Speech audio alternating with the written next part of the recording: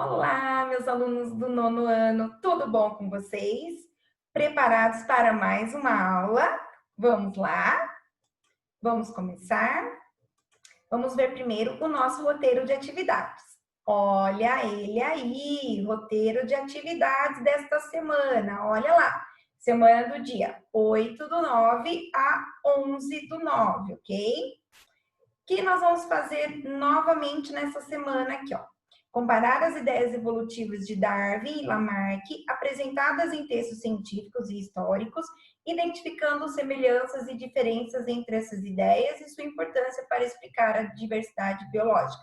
Então, é a mesma habilidade da semana passada, ok? Então, nós vamos estar continuando a estudar as ideias de evolução propostas por Lamarck e Darwin, ok? Então, primeira coisa que vocês vão fazer é assistir este vídeo aqui explicativo que vos fala agora. Depois eu vou colocar para vocês o link dele aqui, deixar disponível para vocês lá no meu canal do YouTube, Aulão da Projoso, tá? Então, o que nós vamos fazer? Façam as atividades da apostila volume 3, páginas 6, 7 e 8. Então, para quem ainda não foi buscar a apostila, podem ir lá buscar, porque nós vamos estar usando agora para o terceiro bimestre, ok? Podem ir. Todas as atividades estão explicadas no meu vídeo, que é esse vídeo agora que eu vou estar explicando para vocês, ok? Então, eu vou lá na apostilinha, vou mostrar para vocês a apostila. Eu vou ler com vocês e vou explicar tudinho. Olha ela aqui, ó. Vou aumentar um pouquinho a letra. Olha lá. Situação de aprendizagem 1, evolução das espécies. Então, cada estudante, dentro da temática vida e evolução, vamos estudar as contribuições científicas que buscam explicar a diversidade biológica, vamos conhecer dentro da história das ciências ideias evolucionistas das espécies e estudar a hereditariedade. Para tanto, será importante conhecer termos e conceitos científicos que tratam dessa temática e as atividades propostas serão desenvolvidas por meio de pesquisas investigativas, análise de evidências sobre fenômenos naturais ou de origem antrópica. Então, fenômenos naturais é que ocorrem naturalmente, então, como a chuva, como os ventos, como um terremoto, por exemplo, tá? E de origem antrópica são provocadas pelo homem, ok? Então, iniciaremos nossos estudos sobre evolução das espécies. Recomendamos que você efetue uma revisão de alguns conceitos importantes já estudados anteriormente, como, por exemplo, o conceito de espécie. Então, o que é uma espécie? Espécie é um conjunto de seres vivos com muitas semelhanças, com características muito próximas, que conseguem se reproduzir, eles conseguem se intercruzar, então conseguem fazer o cruzamento e produzir a partir desse cruzamento descendentes férteis. Então, os filhos deste cruzamento serão também possíveis, eles conseguiriam também ter os seus filhos, tá? Então, isso é uma espécie. E sobre a classificação geral dos seres vivos, tá? Então, é lógico que a gente sabe que os seres vivos são classificados em 5 grandes grupos, que são as bactérias, o reino Monera, os protozoários no reino protista, os fungos no reino dos fungi, as plantas no reino das plantas e os animais no reino dos animais. Ou seja, a classificação que organiza em diferentes grupos seres vivos até hoje identificados, que eu acabei de falar para vocês. Para a introdução dessa temática, discuta em pequenos grupos sobre as questões a seguir e, posteriormente, com a mediação do professor, registre em seu caderno as considerações finais sobre as discussões, ou seja, do que já sabem, do que precisam avançar em estudos. Então, vocês vão responder para mim no caderno de ciências as seguintes questões. O que você entende por evolução das espécies? Lembrando que evolução é quando ocorrem transformações, mudanças nos seres vivos ao longo do tempo, muito tempo, e que transformam esses seres vivos e podem até dar origem a novos seres vivos, a novas espécies, ok? Na sua opinião, como as espécies podem se modificar com o passar do tempo? Então, como que essas espécies se modificam com o passar do tempo? São através de mutações genéticas ao acaso. Então, podem acontecer modificações nos seus genes provocadas tanto pelo próprio ambiente ou provocadas pelo homem mesmo, por uma ação do homem, e que pode causar, então, essa modificação nas espécies, nos seres vivos e nas espécies ao longo do tempo. Porque depois dessa modificação ocorrer, se o ser vivo ele consegue modificar suas características, eles podem também passar essas características para os próximos descendentes, para os seus filhos, e isso ir compartilhando e modificando toda uma população e formando uma nova espécie, um ser vivo totalmente diferente, com uma modificação genética, então, tá? Então, na sua opinião, quais fatores ambientais e ou atrópicos podem modificar uma espécie? Então, vamos lá. Fatores ambientais que podem modificar, provocar mutações genéticas, né? Ou recombinações gênicas, mesmo pelo cruzamento de seres vivos, né? Então, se eu tenho cruzamento, eu tenho uma recombinação de genes. Então, eu vou cruzar tendo a reprodução sexuada, né? Lembra da reprodução sexuada? Então, eu tenho 2 seres vivos, um macho e uma fêmea, que vai conseguir se reproduzir e produzir outros descendentes completamente diferentes. Então, essa combinação de genes, essa recombinação de genes pode sim causar uma modificação aí nos seres vivos. Próprios fatores ambientais como o sol, radiação ultravioleta, pode ser também a falta de água, escassez, né, de água, escassez de algum nutriente no ambiente, no caso das plantas. Então, podem ser vários fatores ambientais, naturais. Agora, antrópicos são fatores que são provocados pelo homem, tá? Então, por exemplo, quando o homem ele usa algum medicamento, um medicamento que pode levar a uma mutação genética, tá? Ou quando ele usa agrotóxico na lavoura, que pode provocar uma modificação, né? A própria manipulação de genes lá nos laboratórios, né? Pode provocar a mudança das espécies, né? Então, pode provocar uma característica diferente e surgir uma nova espécie. Então, são ações do homem, certo? Então, vamos à atividade 1. Teoria da evolução. Charles Robert Darwin e Jean-Baptiste Pierre-Antoine de Monnet, conhecido como Cavaleiro de Lamarck, foram 2 pesquisadores fundamentais para o desenvolvimento da teoria da evolução das espécies. Ambos entendiam como o meio ambiente exerce um papel fundamental no processo evolutivo. Então, olha só, vamos fazer o seguinte, vamos grifar aqui. Ó, vamos grifar? Grifem essa parte aqui, ó, da apostila, gente. Olha lá. Ambos entendiam que o ambiente exerce um papel fundamental no processo evolutivo. Alguns termos científicos surgiram nessa pesquisa e serão fundamentais discutirmos em nossos estudos, tais como o significado dos termos uso e desuso, herança de características adquiridas, adaptação e seleção natural. Então, olha lá. Vamos grifar essa parte aqui também.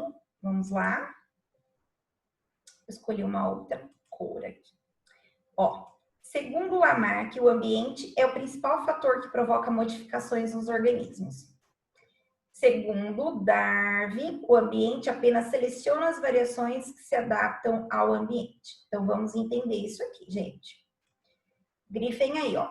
Então, o Lamarck, ele achava que o ambiente, ele conseguia modificar os seres vivos. Então, em alguns casos, como a radiação ultravioleta, que pode provocar uma mutação genética nas células da pele, pode provocar um câncer de pele, uma modificação, tudo bem, até aí sim. Mas que o ambiente modifica o ser vivo, não. Então, na verdade, o Lamarck ele acreditava que o ambiente era capaz de modificar o ser vivo, o organismo. Mas o Darwin, ele estudou melhor essa questão da teoria da evolução dos seres vivos e ele determinou que que sim, o ambiente, ele pode modificar os seres vivos de uma certa forma, mas, na verdade, esse ambiente, ele só seleciona aquele organismo mais bem adaptado a ele, ao ambiente. Então, aqueles mais adaptados sobrevivem, os menos adaptados desaparecem, eles morrem, são selecionados, certo? Então, continuando aqui, ó. A partir dessa constatação, Darwin propôs a teoria da seleção natural. Vamos grifar, então? Que Darwin, ele propôs a teoria da seleção natural e ele escreveu um livro chamado A Origem das Espécies, dizendo que a seleção nada mais é, vamos lá, vamos grifar? Seleção natural nada mais é do que um mecanismo evolutivo que se baseia na sobrevivência e reprodução diferencial de indivíduos de uma população. Então, costuma-se dizer que o ambiente seleciona o organismo mais apto a viver em determinado ambiente. Então, se aquele ser vivo ele está adaptado a viver naquele ambiente, ele tem todas as características para conseguir viver, se alimentar, se reproduzir naquele ambiente, então ele vai conseguir sobreviver. Ele vai perpetuar sua espécie. Agora, se aquele ser vivo não tem as características adequadas, adaptadas àquele ambiente, a viver naquele ambiente, ele também não vai conseguir comer, ele não vai conseguir se reproduzir e ele vai, por fim, acabar morrendo. E ele vai desaparecer. Então, o ser vivo que ele tem essa variedade, ele tem essas características, ele é selecionado pelo ambiente. Então, ele é mais forte, ele é o mais adaptado. Então, é o que a gente chama de seleção natural. O ambiente natural, selecionando os mais adaptados e eliminando os menos adaptados, certo? Então, vamos lá, ó. Então, o que dizia a teoria de Darwin? Seleção natural, né? Meio selecionando o mais adaptado. Então, por isso, sobrevive e se reproduz somente os indivíduos que são adaptados nessa população. E o ambiente apenas seleciona as variações mais favoráveis, ou seja, as mais adaptadas ao ambiente. O que o Lamarck dizia? Ele falava sobre a lei do uso e do desuso. O que quer dizer isso? Lei do uso e do desuso. Ele dizia que se um ser vivo, ele deixa de usar alguma parte do teu corpo, ele tende a atrofiar e desaparecer. E se ele usa muito aquele órgão, alguma parte do corpo, por exemplo, ele tende a hipertrofiar e aumentar de tamanho e, portanto, sofre essa modificação. E que essas modificações, de acordo com o ambiente, ou se ele está usando ou não aquele órgão, era capaz, então, de herdar isso para os seus descendentes. Então, ele era capaz de transmitir isso para os seus descendentes. É a chamada lei da herança dos caracteres adquiridos. Então, ele dizia que caracteres que a gente adquiria ao longo da vida, por usar ou não usar determinado órgão, determinada parte do corpo, era simplesmente passada para os seus descendentes. Como, por exemplo, se eu fizer muita atividade física, muita musculação e desenvolver muito os meus músculos, eu teria filhos também com essa característica de desenvolver músculo. O músculo cresceria bastante. Então, isso não é verdade, tá? Isso não acontece. Características que a gente adquire ao longo da vida não é transmitido aos nossos descendentes. Somente aquelas características que, na verdade, estão nos meus genes, dentro dos meus óvulos e dentro dos espermatozoides. Tá? Então, aquilo que está no meu gene, no meu DNA, eu vou passar para os meus filhos. Se eu perder um braço, por exemplo, meu filho não vai nascer sem aquele braço. Tá? Só para vocês terem entender. Então, ó, o ambiente, ele dizia, né, o Lamarck também, que o ambiente que provocava essas modificações no organismo. Então, de acordo com o ambiente, usava ou não aquele órgão. E ele desaparecia ou não. Então, vamos lá. Vamos tentar entender a respeito com essa imagem aqui, ó, tá? Com a evolução das girafas. Então, como que aconteceu a evolução das girafas, tá? Então, como que ela chegou a ter esse pescoção tão grandão aqui, tá? Então, segundo Lamarck e segundo Darwin, vocês vão escrever aqui nesse espacinho aqui, ó, como Lamarck explicaria e como Darwin explicaria. Então, eu vou contar para vocês, ó. Como Lamarck explicaria essa evolução, essa transformação e esse pescoção gigante aqui das girafas? O Lamarck dizia que as girafas, elas tinham inicialmente um pescoço mais curto, menorzinho, porque elas comiam plantinhas mais baixas aqui, ó, mais rasteiras aqui, que ficavam mais próximos ao chão. Conforme elas precisavam comer as folhas das plantas mais para cima, porque as daqui de baixo já estavam acabando, conforme elas precisavam comer essas plantas aqui, ó, essas folhinhas, o pescoço ia esticando, esticando, esticando. E ao longo do tempo, ela conseguia, de tanto usar para esticar o pescoço, esse pescoço ia crescendo, crescendo, crescendo, e essa característica também passava para outra girafinha que ela tivesse. Então, para os filhinhos dessa girafa aqui, tá? Então, ela usou tanto que ela hipertrofiou o pescoço, aumentou o tamanho do pescoço. E ela passaria essa característica adquirida para os seus descendentes. E aí, todas as girafinhas, a partir daí, começariam a ter pescoço longo, bem grandão, para poder comer as folhinhas aqui de cima. Agora, o Darwin, ele já explicava de uma forma diferente. Ele explicava que existiam diversas variedades de pescoços de girafas diferentes. Então, existia girafa de pescoço mais curto, médio e longo. Então, conforme foi acabando o alimento aqui próximo ao chão, só sobrou o quê? Só sobrava as plantas aqui mais no alto, as folhas aqui estavam aqui mais no alto dessas plantas.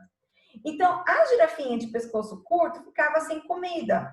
E aí ela não conseguia se reproduzir e acabava morrendo.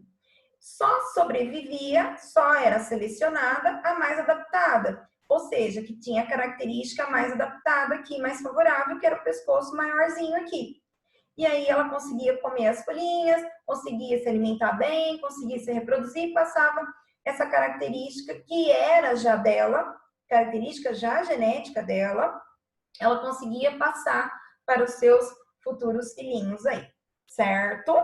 Então, Darwin dizia que existiam vários tipos de girafa e que as mais adaptadas, que tinham um pescoço mais longo, conseguiram sobreviver porque acabou toda a vegetação, né, nas savanas, foi ficando cada vez mais seco, as savanas foram perdendo toda a sua vegetação mais baixinha, só sobravam esses galhos mais no alto, então quem sobrevivia era a girafa de pescoço longo. Então, o ambiente selecionando, então a seleção natural aqui, e as características que eram genéticas, na verdade, eram transmitidas para os seus descendentes e, portanto, só sobrariam, ou só sobraram mesmo, as girafas de pescoço longo, ok? Então, escrevam aí com suas próprias palavras nesses dois espaços.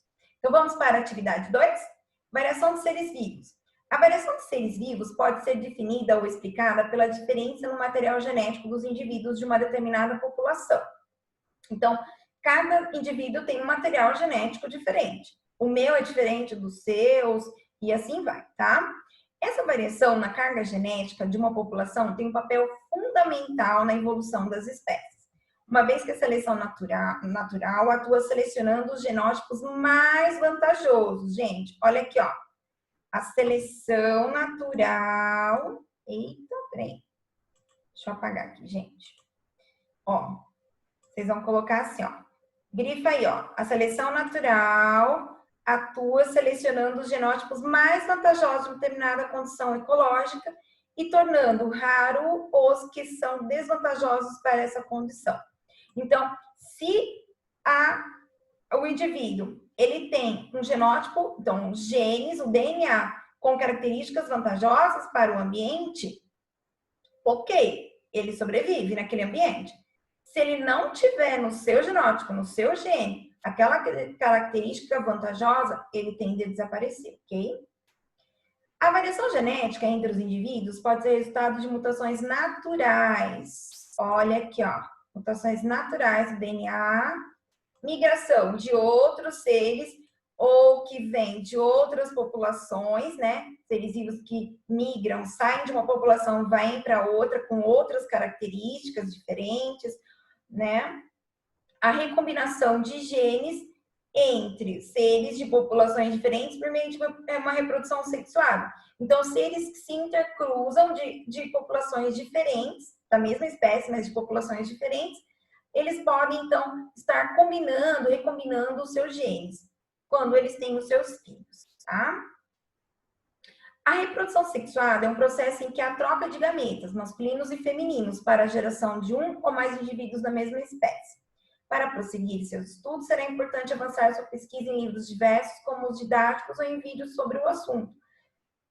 Após sua pesquisa, responda as seguintes questões. Gente, eu gostaria que vocês fizessem essa pesquisa, mas eu já passei para vocês, na aula passada, para vocês lerem, né, aquela introduçãozinha de evolução que tem no livro didático de vocês, e também um vídeo de uma professora explicando as teorias de Darwin e de Lamarck. Então, para quem não viu o vídeo da semana passada, da semana 7, olha lá no canal, pode pegar lá e dar uma olhadinha para vocês e assistam, tá? É bem legal. Após ter comparado as teorias de Darwin e Lamarck, indique exemplos de situações reais que embasem as ideias dos pesquisadores.